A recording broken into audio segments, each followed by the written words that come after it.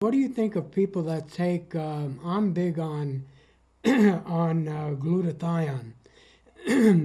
Dr. Levy turned me on to encapsulated glutathione that you put into a drink like orange juice. Limasol encapsulated glutathione and vitamin C.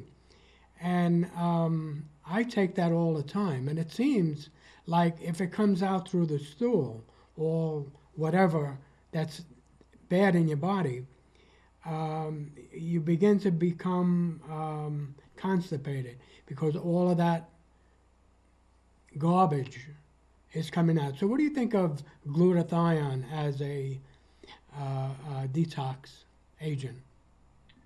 Well, there's a lot of detox agents out there. I really like glutathione. I use it with N-acetylcysteine as well, and vitamin C is also effective as well. None of those detoxification or support supplements for the liver or anything else, though, will actually purge the liver of all of the stuff that's inside of it. I don't, even if you go with glutathione intravenously, it doesn't matter. There's only one way that you're going to push all that garbage out of the liver, and that's with the drinking olive oil on day 5. And that goes back to the castor oil, which you talked about. You know, oil works as a pulling agent, and that's why Dr. Oz was on talking about how good oil pulling is. We've all used oil pulling for years and years and years and years. Of course, it's supposed to be done with sesame oil, not coconut oil, according to ancient Ayurvedic therapy models. But the reason why the ancient people, you know, ancient Egyptians, I mean, all these natural remedies go back thousands of years. And the reason they drank oil was because when you drink a certain amount, it has to be a minimum of 6 ounces, 6 to 8, even to 12 ounces at one time. That's what goes and coats everything in the liver, and the oil pulls all the chemicals and toxins out, and it forms little balls, almost like stones. And then when your intestines are clean and the liver dumps all that stuff into the intestines, it all comes out. And anybody that does a liver cleanse with the olive oil will see hundreds, if not thousands, of these droplets or little green stone-like round nodules that come out of their body. So there are many, many compounds that you can use, whether it's vitamins, minerals, amino acids, whatever, you know, cofactors, enzymes that you can use inside the body for cleansing, but none of these things are actually going to purge and grab and hold all these toxins from the liver and push them out. Hmm. So Okay. that's why it's so important to do that with the olive oil, because now you can use that in conjunction when you're doing an olive oil cleanse, especially if you want to do like a glutathione, vitamin C, ozone drip with, well, you wouldn't want to use vitamin C and glutathione and N-acetylcysteine at the same time as ozone because it would cancel each other out. One's antioxidant, one's oxidant.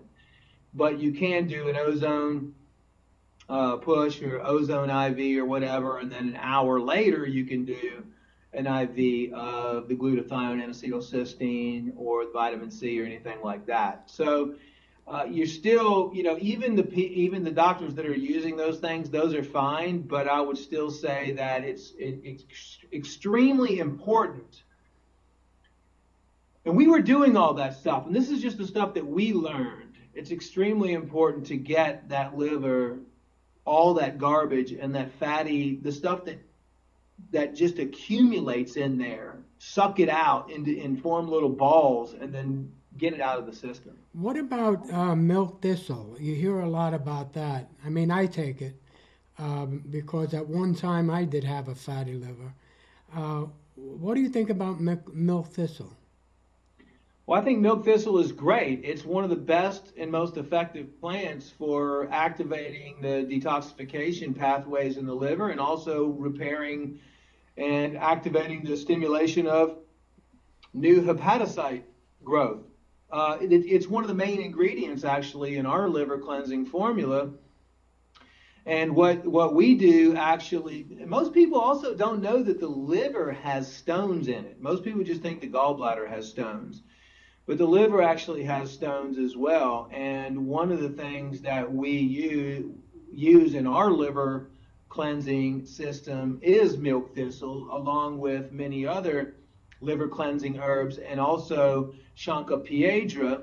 Shanka piedra is known as a stone breaker, and it melts down. And our goal with liver cleansing is to soften the stones so they're easily removed by the liver and the gallbladder, and you're not going to have one that gets lodged in any type of the bile ducts or anything like that. So, yeah, I think milk thistle is effective, and that's why we put people on 4 days of liver cleansing herbs before we actually do the olive oil, because we want to get all that out. We want to start stimulating the liver.